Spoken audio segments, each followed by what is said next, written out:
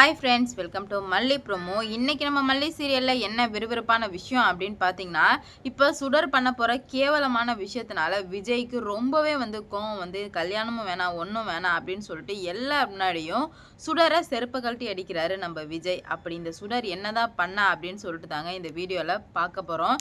இப்போ மனோகரன் ஃபோன் போட்டு சொல்லிட்டாங்க நாகுக்கு, வேணா வேறு வழி இல்லை, சொல்லி தான் ஆகணும், சொன்னாலும் பிரச்சனை, சொல்லாமல் இருந்தாலும் பிரச்சனை அப்படின்னு சொல்லிட்டு நாகுக்கு ஃபோன் போட்டு சொல்லிட்டாங்க. எப்படியாச்சும் விஜய் கிட்ட நீ சொல்லிடுமா அப்படின்னு சொல்லிட்டு ஃபோனை வச்சிடுறாங்க. சரின்னு சொல்லிட்டு நாகு எத்தனையோ வாட்டி விஜய் கால் பண்ணுறாங்க, எடுக்கவே இல்லை. ஏன்னா ஃபோனை எல்லாமே இந்த நிஷா வச்சுருந்ததுனால வேணும்னே ஃபோனை எடுக்கவும் இல்லை, கட் பண்ணி விட்றா, ஏரோப்ளைன் மோட்டில் போட்டு சுவிட்ச் ஆஃபும் பண்ணிட்டா. அப்படி இருக்கும்போது நாகுக்கும் வேறு வழி இல்லை, விஜய்க்குமே மூஞ்சி விடியவே இல்லை. ஒரு மாதிரியாக தான் இருந்தார். ஏன்னா லவ் பண்ணுறது மல்லியில், அதனால் அப்படி இருக்க. இன்னொரு பக்கம் என்ன அப்படின்னு பார்த்தீங்கன்னா, அங்கே நம்ம மல்லி வேற ரொம்ப கஷ்டப்பட்டுட்டு இருக்காங்க. எப்படியாச்சும் ரவுடிங்கள்ட்ட தப்பிக்கணும் அங்கே அப்படின்ற மாதிரி போராடிட்டு இருக்க. இங்கே நாகு பரவாயில்ல, ஃபோனை எடுக்கலனாலும் நம்ம நேரில் போய் சொல்லி ஆகணும் அப்படின்னு சொல்லிட்டு இப்போ கிளம்பி வர்றாங்க. நலங்கு ஃபங்க்ஷன் நடந்துட்டு இருக்குது. அப்போ தான் நம்ம விஜய் ரொம்பவே மல்லி சொன்னதை மட்டுமே யோசிச்சுட்டே இருக்காங்க. என்னன்னா, நீங்கள் அவ்வளோ பேர் முன்னாடியும் நான் சொன்னதை நம்பவே இல்லைல்ல, அப்போ உங்களுக்கு என் மேல் நம்பிக்கை இல்லை தானே அப்படின்ற மாதிரி மட்டும்தான் விஜய் மைண்டுக்குள்ளே ஓடிக்கிட்டே இருக்குது. நம்ம தப்பு பண்ணிட்டோமோ அப்படின்னு சொல்லிட்டு ரொம்பவே வருத்தப்பட்டுட்டு இருக்காங்க.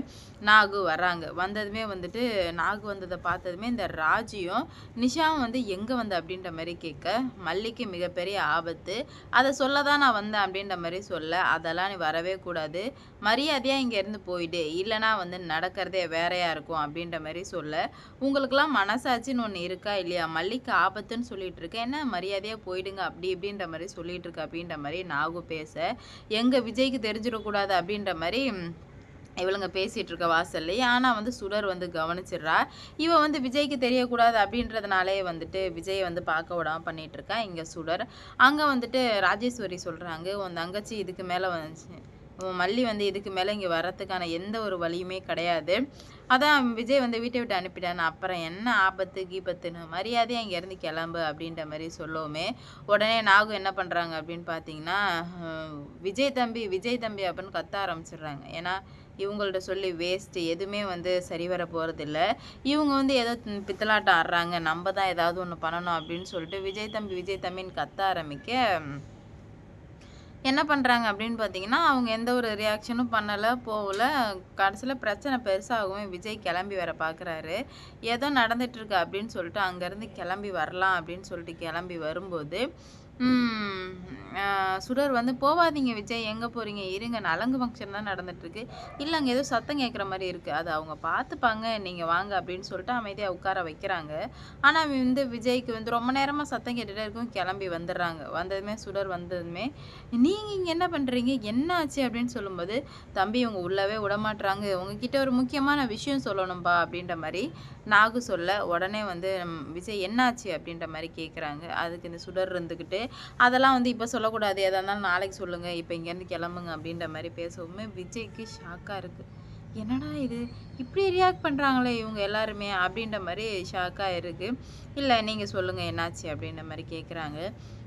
சொல்ல வர்றாங்க மல்லி இந்த மாதிரி அப்படின்னு சொல்கிறதுக்குள்ளே சுடர் உங்களுக்கு சொன்னால் புரியாதா, சோத்தை தானே சாப்பிட்றீங்க, இங்கேருந்து கிளம்பி போங்கன்னா போங்க தான், ஒரு நல்ல வீட்டில் நல்ல ஃபங்க்ஷன் நடந்துகிட்ருக்கு, அது புரியாமல் நீங்கள் பாட்டுக்கு இஷ்டத்துக்கு பேசிகிட்டு இருக்கீங்க அப்படி இப்படின்னு சொல்லிட்டு வாய்க்கு வந்தபடி பேச, ரேணுகா கொஞ்சம் நேரம் அமைதியாக இரு, அவங்க ஏதோ பதற்றமாக இருக்காங்க, ஏதோ சொல்ல வந்திருக்காங்க, அதை தடுக்காத அப்படின்ற மாதிரி சொல்ல, இல்லை விஜய் நமக்கு ஃபங்க்ஷன் நடந்துகிட்ருக்கு, இந்த டைமில் சொன்னால் எனக்கு கோவம் வராதா, கோவம் வரலாம் ரேணுகா, ஆனால் அவங்க பதற்றமாக இருக்காங்க, அது கூட உனக்கு புரியலையா, மனசாட்சின்னு ஒன்று இருக்கா இல்லையா அப்படின்ற மாதிரி சொல்லி வாய் அடக்குறாங்க.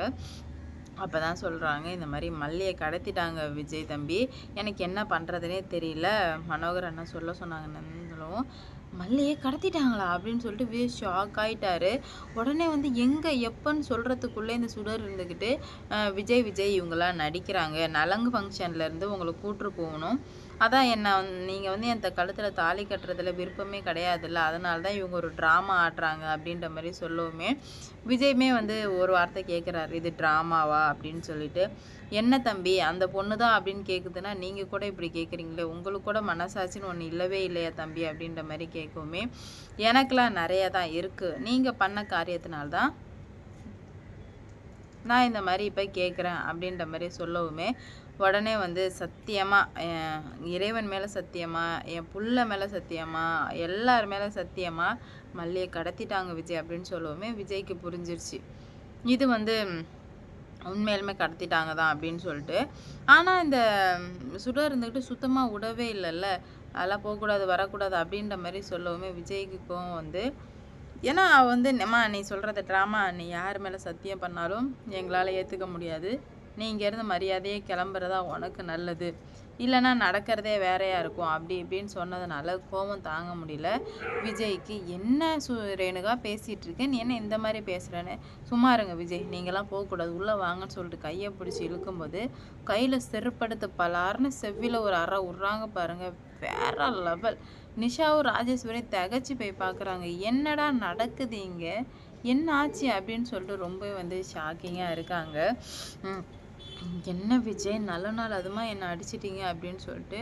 ஆமாம் நானும் பார்த்துக்கிட்டே இருக்கேன். நாகு வந்ததுலேருந்து எனக்கு நிஷாவும் ராஜேஸ்வரியும் ஃப்ராடுன்னு எனக்கு நல்லாவே தெரியும். ஆனால் அவங்க கூட நீ சேர்ந்துக்கிட்டு இந்த மாதிரி பார்க்க விடாம பண்ணுறது, பேசுறது, ஒருத்தவங்களோட ஃபீலிங்ஸை புரிஞ்சிக்காம இருக்கிறது, இதெல்லாம் என்ன பழக்கம்? அங்கே என் பொண்டாட்டி வந்து கடத்தி வச்சிருக்காங்க. நீ என்னன்னா அசால்ட்டாக பேசிகிட்டு இருக்க. நீ பண்ணுறது எனக்கு ஒன்றும் பிடிக்கல அப்படின்ற மாதிரி சொல்லுவோம். பிடிக்கலையா? உங்களுக்கு பிடிச்சாலும் பிடிக்கலனாலும் நீங்கள் நலங்கு ஃபங்க்ஷன் அட்டன் பண்ணி தான் ஆகணும் அப்படின்ற மாதிரி சுடர் சொல்லவுமே, இங்கே பாரு எனக்கு என்ன கொலகாரனா மாற்றாத. எனக்கு மல்லி தான் முக்கியம். மல்லிக்கு அங்கே உடம்பே சரியில்லை. நான் மல்லியை போய் பார்க்க போகிறேன் அப்படின்ற மாதிரி சொல்லவுமே, அப்போ உங்களுக்கு நான் முக்கியம் இல்லையா அப்படின்ற மாதிரி கேட்குறாங்க. அம்மா தாயே, எனக்கு நீயும் முக்கியம், மல்லியும் முக்கியம். சுச்சுவேஷன் யாருக்கு ரொம்ப ஆபத்தாக இருக்கோ அவங்களுக்கு தானே இம்பார்ட்டன்ட் கொடுக்க முடியும் அப்படின்ற மாதிரி சொல்லிட்டு, சை நீ ஏன் தான் என் லைஃப்பில் வந்தியோ, செத்து போன நீ செத்து போனவளாகவே இருந்திருக்கலாம். வந்து இப்போ இவ்வளோ பிரச்சனை வந்திருக்குன்னு சொல்லிட்டு விஜய்மே வார்த்தைகள் அள்ளி தெளிச்சிடுறாரு. ஏன்னா மல்லி மேலே தான் விஜய்க்கு அவ்வளோ காதல் இல்லையா? அந்த காதலில் என்ன பண்ணுறது போகிறதுனே தெரியாமல் பேச ஆரம்பிச்சிட்டாங்க. சுத்தமாக புரியல அவங்களுக்கு. என்ன பண்ணுறது போகிறதுன்னு சொல்லிட்டு தெரியாமல் திணறி போய் நின்றுட்டுருக்காங்க. பார்ப்போம் என்ன நடக்க போகுது அப்படின்னு சொல்லிட்டு. எவ்வளோ பிரச்சனை வந்தாலும் எல்லாத்தையும் சரி பண்ணலாம் அப்படின்ற நோக்கத்தில் தான் இருந்தாங்க. ஆனால் இதுக்கு மேலே சரி பண்ணவே முடியாது அப்படின்ற மாதிரி தெளிவாக புரிஞ்சுக்கிறாங்க. பார்ப்போங்க என்ன நடக்க போகுது அப்படின்னு சொல்லிட்டு. இந்த வீடியோ பிடிச்சிருந்தா லைக் பண்ணுங்கள், ஷேர் பண்ணுங்கள், மறக்காமல் சப்ஸ்கிரைப் பண்ணிக்கோங்க. அப்போ தான் நான் போடுற வீடியோ நோட்டிஃபிகேஷனாக வரும். அடுத்தடுத்து என்ன நடக்க போகுது, இன்னும் பல பிரச்சனைகள் எப்படி வரப்போகுதுன்னு சொல்லிட்டு பார்க்கலாம்.